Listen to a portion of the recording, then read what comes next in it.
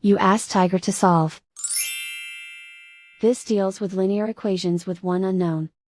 The final result is z equals 65. Let's solve it step by step. Simplify the expression. Group like terms. Simplify the arithmetic. Group all constants on the right side of the equation. Add 22 to both sides.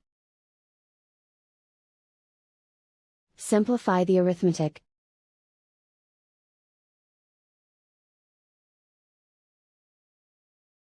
Group all z terms on the left side of the equation. Subtract z from both sides. Simplify the arithmetic. Group like terms.